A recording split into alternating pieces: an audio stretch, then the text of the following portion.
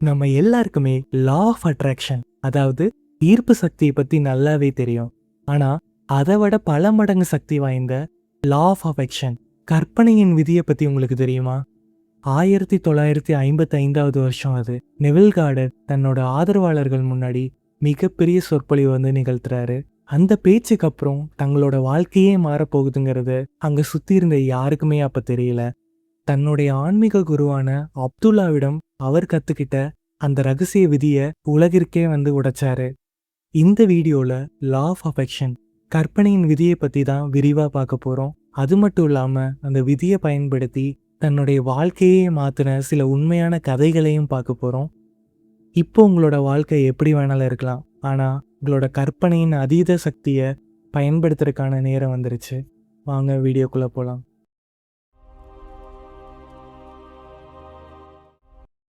கிறிஸ்மஸ்க்கு முந்தின நாள் இரவு அது. சாண்டியாகோ நகரமே வெளிச்சத்தால நிரம்பி இருந்தது. எங்கு பார்த்தாலும் மக்கள் கூட்டம் இருந்தது. எல்லாத்தோட முகத்திலையும் மகிழ்ச்சி பொங்கி இருந்தது, ஒரே ஒரு பொண்ணை தவிர. 17 வயசான அந்த பொண்ணு அந்த வருஷம்தான் தன்னோட தந்தையை வந்து ஒரு விபத்துல வந்து இழந்திருந்தா. முதல் முறையா கிறிஸ்மஸை தனிமையில கொண்டாடுறத நினைச்சு அவ ரொம்பவே வருத்தப்பட்டா. அந்த வருத்தத்திலேயே பேருந்துக்காக காத்துட்டு இருந்தா. பேருந்தும் வந்துச்சு. அந்த பொண்ணு அந்த பேருந்துல ஏறுறா. அந்த பேருந்துல பார்த்தீங்கன்னா பசங்களும் பொண்ணுகளும் ரொம்பவே சந்தோஷமா இருந்தாங்க. விடுமுறையை நினைச்சும் ரொம்ப நாள் கழிச்சு தங்களோட குடும்பத்தை பார்க்க போறத நினைச்சும் ரொம்பவே சந்தோஷமா இருந்தாங்க. இதை பார்த்த உடனே அந்த 17 வயசு பொண்ணோட கண்ணில் இருந்து கண்ணீர் வழிய ஆரம்பிச்சது. தான் அழுகிறத வெளியே தெரியக்கூடாதுன்னு அந்த பொண்ணு உடனே தன்னோட தலையை பேருந்தோட ஜன்னல் வழியா நீட்டுறாங்க. அப்படி நீட்டும்போது மேல இருந்து ஒரு மழைத்துளி வந்து அவங்களோட முகத்துல வந்து படுது.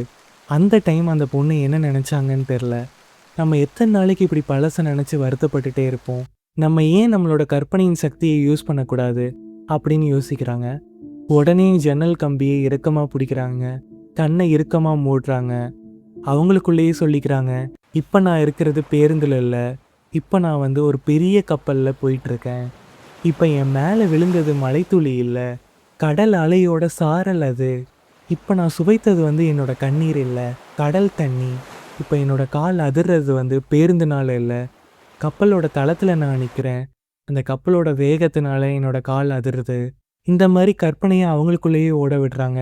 அன்னைக்கு இரவும் முடியுது. ஒரு வாரம் கழிச்சு அந்த பொண்ணுக்கு வந்து ஒரு லெட்டர் வருது. அந்த லெட்டர் வந்து பார்த்திங்கன்னா ஒரு தனியார் வங்கியிலேருந்து வந்துச்சு. அந்த லெட்டரில் என்ன எழுதி இருந்ததுன்னா, அந்த பொண்ணோட அத்தை ரொம்ப வருஷத்துக்கு முன்னாடி ஐரோப்பாவுக்கு போகிறாங்க. அப்படி போகும்போது வங்கியில் வந்து ஒரு லெட்டர் கொடுத்துட்டு போகிறாங்க. நான் திரும்பவும் அமெரிக்காவுக்கு வரலன்னா இந்த $3000 என்னோட அண்ணன் மகளுக்கு வந்து கொடுத்துருங்க அப்படிங்கிற ஒரு உயில் வந்து எழுதியிருக்காங்க. ஐரோப்பியாலேயே அவங்க இறந்தும் போயிடுறாங்க. அதனால் உங்களுக்கு சேர வேண்டிய இந்த $3000 நீங்கள் வந்து வாங்கிக்கோங்க அப்படின்னு சொல்லி அந்த லெட்டர் வந்து முடியுது. அந்த டைமில் $3000ங்கிறது ரொம்பவே பெரிய அமௌண்ட்டு. அந்த ஒரு லெட்டர் வந்து அந்த பொண்ணோட வாழ்க்கையே கம்ப்ளீட்டாக மாற்றிருச்சு. 10 நாள் கழியுது. அந்த பொண்ணு ஒரு மிகப்பெரிய கப்பலில் இட்டாலிக்கு போகிறக்காக புக் பண்ணுறாங்க. அப்போ நைட்டு கொஞ்சம் லேட் ஆகிடுது. கப்பலோட தளத்தில் நின்று அவங்க வேடிக்கை பார்த்துட்டு இருக்காங்க. அப்போது கடல் அலையோட சாரல் வந்து அவங்க மேலே வந்து பட்டுச்சு. அவங்களோட நாக்கில் அந்த கடல் துளி பட்டோன்னு அந்த உப்பை வந்து அவங்க சுவைக்கிறாங்க. காலில் கப்பலோட அதிர்வை வந்து ஃபீல் பண்ணுறாங்க. 10 நாளைக்கு முன்னாடி கற்பனையில் அவங்க என்ன யோசிச்சாங்களோ அது அவங்களுக்கு நடந்துருச்சு. இப்போ இந்த கதையில் நம்ம பார்த்த மாதிரி இந்த கற்பனையின் விதியை வைத்து உங்களோட வாழ்க்கையை வந்து உங்களால் மாற்ற முடியும். இப்போ உங்களோட வாழ்க்கை எப்படி இருந்தாலும் பரவாயில்ல, இந்த கற்பனையின் விதியினால் அதை கண்டிப்பாக வந்து மாற்ற முடியும். நெவில் கார்டர் என்ன சொல்கிறாருன்னா, நம்ம கற்பனைக்கு அதீத சக்தி இருக்குன்னு சொல்கிறாரு. ஆனால் அதை பற்றி தெரியாமையே நிறைய பேர் வாழ்ந்துட்டுருக்கோம். இப்போ உங்களுக்கு ஒரு சந்தேகம் வரலாம், இந்த லா ஆஃப் அட்ராக்ஷன் அதாவது ஈர்ப்பு விதிக்கும் இதுக்கும் என்ன பெரிய வித்தியாசம்? ஈர்ப்பு விதியிலும் நம்ம கற்பனை தான் பண்ண போகிறோம், கற்பனையோட விதியிலும் நம்ம கற்பனை தான் பண்ண போகிறோம். இது ரெண்டுத்தோட வேறுபாடு என்ன அப்படின்னு கேட்டிங்கன்னா, ஈர்ப்பு விதியில் நமக்கு ஒரு விஷயம் கிடைக்கணும்னு சொல்லி நம்ம கற்பனை பண்ணுறோம். ஆனால் கற்பனையோட விதியில் ஆல்ரெடி அது நமக்கு கிடைச்சிக்கிட்ட மாதிரி கற்பனை பண்ணுறோம். இதை எப்படி ப்ராக்டிஸ் பண்ணுறதுங்கிறத டீட்டெயில்டாக இப்போ பார்க்கலாம். இந்த விதியை ப்ராக்டிஸ் பண்ணுறதுக்கு நமக்கு 3 விஷயம் தேவை. முதலாவதாக பார்த்தீங்கன்னா கோல் செட்டிங். அதாவது நமக்கு என்ன வேணுங்கிறது முதல்ல நமக்கு தெளிவாக இருக்கணும். சில பேர்லாம் நமக்கு என்ன வேணுங்கிறதே தெரியாமல் இருப்பாங்க. சில பேர்த்துக்கு 2, 3 கோல்ஸ் இருக்கும். இப்போ உங்களுக்கு கோலே என்னன்னு தெரியலனா, ஃபர்ஸ்ட்டு அந்த கோல வந்து ஃபிக்ஸ் பண்ணுங்க. இல்ல எனக்கு 2, 3 கோல் இருக்கு அப்படின்னா, அதில ஏதாவது ஒரு கோல பிரையாரிடைஸ் பண்ணி, அந்த ஒரு கோல மட்டும் ஃபிக்ஸ் பண்ணிக்கோங்க. இப்போ அடுத்த ஸ்டெப் என்னன்னா, அந்த கோல் ஆல்ரெடி நமக்கு நடந்த மாரி, ஒரு 5 செகண்ட்க்கு ஒரு வீடியோ கிளிப்ப ரெடி பண்ண போறோம். வீடியோ கிளிப்னா, நம்ம மொபைல்லலாம் ரெக்கார்ட் பண்ண தேவையில்ல. நம்ம மைண்ட்லயே வந்து ரெக்கார்ட் பண்ண போறோம். மைண்ட்ல ரெக்கார்ட் பண்ண போறோமா? அப்படின்னு கேட்டிங்கன்னா, ஆமாங்க. உதாரணத்துக்கு பார்த்தீங்கன்னா, இப்போ உங்களோட கோல் வந்துட்டு ஒரு வீடு வாங்குறதா இருக்குன்னு வச்சுக்கோங்களேன். ஆல்ரெடி நீங்க அந்த வீட்ட வாங்கிட்டீங்க. அந்த வீட்ல இருக்க ஹால்ல ஒரு மிகப்பெரிய சோஃபா இருக்கு. அந்த சோஃபால நீங்க வந்து உட்கார்றீங்க. நீங்க உட்காரும்போது அந்த சோஃபால இருக்க சாஃப்ட்னஸ வந்து நீங்க உணர்றீங்க. இப்போ உங்களுக்கு முன்னாடி ஒரு அழகான டேபிள் இருக்கு. அந்த டேபிள்ல உங்களுக்கு புடிச்சமான ஃப்ரூட்ஸ் இருக்கு. கொஞ்சம் மேல பார்க்குறீங்க. அந்த ஹால்ல மிகப்பெரிய ஒரு லைட் வந்து தொங்க விட்டுருக்கீங்க. அந்த லைட்டோட அழக பார்த்து நீங்க ரசிக்கிறீங்க. அவ்வளதான்.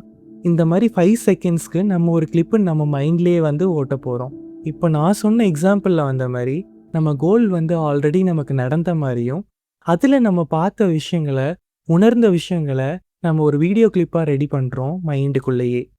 இது ரெடி பண்ணிட்டீங்கன்னா, அடுத்த ஸ்டெப்புக்கு போயிரலாம். அடுத்த ஸ்டெப் தான் பார்த்தீங்கன்னா, ரொம்பவே முக்கியமான ஸ்டெப். இந்த பிராக்டிஸ நம்ம எப்ப பண்ண போறோம்? நெவில் கார்டர் என்ன சொல்றாருன்னா, ட்ரவுசி ஸ்டேட்ல வந்து நம்ம இத ஃபாலோ பண்ணணும் அப்படி சொல்றாரு. ட்ரவுசி ஸ்டேட் நம்ம தூங்குறக்கு முந்தின நிலை. இப்ப நைட்டு நம்ம தூங்கும்போது, நம்ம பாடி வந்து கம்ப்ளீட்டா ரிலாக்ஸ் ஆயி, நம்ம எப்ப வேணா தூங்கலாம் அப்படிங்கிற ஒரு ஸ்டேஜ் வரும். அந்த ஸ்டேஜ்ல தான் இந்த பிராக்டிஸ வந்து நம்ம ஃபாலோ பண்ண போறோம். நம்ம ரெடி பண்ணி வச்சிருந்த அந்த 5 செகண்ட் கிளிப்ப எகைன் அண்ட் அகைன் நம்ம மைண்டுக்குள்ளேயே நம்ம ப்ளே பண்ணிட்டே இருக்க போறோம். தூங்குற வரைக்கும். இந்த மாரி ஒரு ஸ்டேட்ல தான் கற்பனை விதிய நம்ம ஃபாலோ பண்ணணும். ஏன் நெவில் கார்டர் இத வந்து ரொம்ப முக்கியமான ஸ்டெப்புன்னு சொல்றாருன்னா, இந்த ட்ரவுசி ஸ்டேட்ல நம்ம பிராக்டிஸ் பண்ணும்போது தான், நம்ம ஆழ் மனதுகிட்ட நம்மளோட கோல்ஸ் ஆல்ரெடி நடந்த மாரி நம்ம நம்ப வைக்க முடியும். இப்படி நம்ம நம்ப வச்சுட்டோம்னா, அந்த கோல்ஸ அச்சீவ் பண்றதுக்கான வேலைய நம்மளோட ஆழ் மனசு வந்து பார்க்க ஆரம்பிச்சுரும். இப்போ நம்மள்ல சில பேர்த்துக்கு சில சந்தேகம் வரலாம். எனக்கு ஏகப்பட்ட பிரச்சனை இருக்கு. நைட்டு தூங்கும்போது அந்த பிரச்சனைகள் தான் எனக்கு மைண்ட்ல ஓடிட்டே இருக்கு. இதுல எப்படி நான் பாசிட்டிவா திங்க் பண்ணுவேன் அப்படின்னு கேட்கலாம். உண்மைதாங்க. நம்மள நெறைய பேத்துக்கு இந்த பிரச்சனை இருக்கு. நைட்டு தூங்கும்போது காலையில நடந்த விஷயங்கள் தான் மைண்ட்ல திரும்ப திரும்ப ப்ளே ஆயிட்டு இருக்கும். நம்ம தூங்குற வரைக்கும். இந்த பிரச்சனைகள ஓவர் கம் பண்ண Neville Goddard the law of ரிவிஷன்ங்கிற டெக்னிக்க சொல்றாரு. லா ஆஃப் ரிவிஷன்னா என்னன்னா, ஒரு தடவ நெவில் கார்டர சந்திக்க ஒரு லேடி வந்து வந்தாங்க. நெவில் வந்து அந்த லேடி கிட்ட உங்களுக்கு என்ன பிரச்சனைன்னு கேட்டாரு. அதுக்கு அந்த லேடி, நான் ரொம்ப நாளா வந்துட்டு கால் வலியோட அவதிப்படுறதாவும், எத்தனையோ டாக்டர பார்த்தும், எத்தனையோ ஸ்கேன்ஸ் எடுத்தும், எனக்கு அந்த கால் வலி மட்டும் ரெடி ஆக மாட்டேங்குது. அப்படின்னு சொல்லி நெவில் கிட்ட வந்து சஜஷன் கேட்குறாங்க. அதுக்கு நெவில் அவங்கள பார்த்து ஒரே விஷயம் கேட்டாரு. உங்களுக்கு எப்போ இந்த வலி ஆரம்பிச்சது? அதுக்கு அந்த லேடி, நான் சின்ன வயசா இருக்கும்போது குதிரை மேலே ஏறி விளையாண்டுட்டு இருந்தேன். அப்போ குதிரையிலிருந்து கீழே விழுந்து என் கால் வந்து அடிபட்டுச்சு. அன்னையிலிருந்து எனக்கு இந்த பிரச்சனை இருக்கு. இன்ன வரைக்குமே சரியாகல. அப்படின்னு வந்து சொல்றாங்க. உடனே நெவில் வந்துட்டு அவங்களுக்கு லா ஆஃப் ரிவிஷன்ங்கிற டெக்னிக்க வந்து சொல்லித் தராரு. அந்த லேடியும் அன்னைக்கு நைட்டு வந்துட்டு லா ஆஃப் ரிவிஷன் டெக்னிக்க வந்து அப்ளை பண்றாங்க. எப்படி அப்ளை பண்றாங்கன்னா, நம்ம முன்னாடி பண்ண மாரியே ஒரு 5 செகண்ட் கிளிப்ப வந்து ரெடி பண்றாங்க. ஆனா அந்த 5 செகண்ட் கிளிப்ல ஆல்ரெடி அவங்களுக்கு நடந்த விஷயத்த மாத்திடுறாங்க அப்படியே. அதாவது நான் குதிரை மேல இருந்து கீழேயே விழுகல. குதிரைய நல்லா ஓட்டுறத பார்த்துட்டு சுத்தி இருந்தவங்கலாம் கை தட்டினாங்க. எனக்கு ரொம்ப பெருமையா இருந்தது. இந்த மாரி ஒரு கிளிப்ப வந்து ரெடி பண்ணிட்டாங்க. இந்த கிளிப்ப எகைன் அண்ட் எகைன் அவங்க மைண்டுக்குள்ள வந்து ரிப்பீட் பண்ணிட்டே இருந்தாங்க தூங்குற வரைக்கும். அன்னைக்கு ஒரு நாளும் முடிஞ்சது. சில வாரங்களும் முடிஞ்சது. அதுக்கப்புறம் ஒரு நாள் அந்த லேடி நெவில வந்து சந்தோஷமா வந்து பார்க்குறாங்க. தனக்கு இருந்த கால்வலி கம்ப்ளீட்டா ரெடி ஆயிருச்சுன்னு ரொம்ப சந்தோஷமா அவங்க கிட்ட சொல்றாங்க. நெவில்க்கு ரொம்பவும் தேங்க் பண்றாங்க. இந்த கதையில பார்த்தீங்கன்னா, லா ஆஃப் ரிவிஷன் டெக்னிக்க அந்த லேடி வந்து பயன்படுத்தியிருப்பாங்க. நம்ம ஆழ் மனதுகிட்ட போயிட்டு திரும்ப திரும்ப ஒரு விஷயத்த சொல்றோம். அது வந்து உண்மையாகிற வரைக்கும். இந்த கதையில அந்த லேடி தனக்கு நடந்த ஒரு விஷயத்த அப்படியே ரிவைஸ் பண்ணிடுறாங்க. இந்த மாரி நம்ம வாழ்க்கையில டெய்லியும் நமக்கு சில பிரச்சனைகள் வரலாம். இந்த மாரி பிரச்சனைகள் வரும்போது நைட் அத பத்தி யோசிக்காம கண்டிப்பா நம்மனால தூங்க முடியாது. அந்த டைமில் திரும்ப திரும்ப ஒரே விஷயத்தை யோசிச்சுட்டு இருக்கிறதுக்கு பதிலாக ஆர்ட் ஆஃப் ரிவிஷன்கிற டெக்னிக்கை வந்து நம்ம ஃபாலோ பண்ணலாம். இப்போ உதாரணத்துக்கு நமக்கு கிடைக்க வேண்டிய ப்ரொமோஷன் அன்னைக்கு கிடைக்கல அப்படிங்கும்போது, ஆல்ரெடி நமக்கு அந்த ப்ரொமோஷன் கிடைச்ச மாதிரியும், சுற்றி இருக்கவங்கலாம் நமக்கு கைத்தட்டின மாதிரியும் நம்ம ஒரு கிளிப்பை ரெடி பண்ணிக்கலாம். சில பேர்த்துக்கு வந்து பிஸ்னஸில் கிளைண்ட் கிடைக்காம இருக்கலாம். அது மிகப்பெரிய கிளைண்ட்டாக இருக்கலாம். அந்த டைமில் தனக்கு அந்த கிளைண்ட் கிடைச்சதாகவும், நம்ம மிகப்பெரிய ப்ராஃபிட் பார்க்க போகிறதாகவும் இமேஜின் பண்ணிக்கலாம். இந்த ஆழ்மனதோட அபார சக்தியை பயன்படுத்தி வாழ்க்கையில் சாதிச்சவங்க நிறைய பேர் இருக்காங்க. நம்மளும் நம்மளோட ஆழ்மனதோட சக்தியை பயன்படுத்தி உங்களோட கோல் எதுவாக வேணாலும் இருக்கலாம், அதை நோக்கி முதல் ஸ்டெப்பை வந்து எடுத்து வைங்க. அவ்வளோதாங்க, வீடியோவோட எண்டுக்கு வந்துட்டோம். நம்ம புத்தகங்கள் படிக்கிறதுனால நம்மளோட கற்பனை திறனை வந்து இம்ப்ரூவ் பண்ணலாம். அதுவும் குறிப்பாக வந்து ஃபிக்ஷன் புக்ஸ். ரொம்பவே பிகினர் ஃப்ரெண்ட்லியாக இருக்க என்னோட book the man who last his கோட்டை கீழே டிஸ்கிரிப்ஷனில் கொடுக்குறேன். செக் பண்ணி பாருங்கள். நான் உங்களை வேற ஒரு வீடியோவில் வந்து பார்க்குறேன். தேங்க்யூ. பை.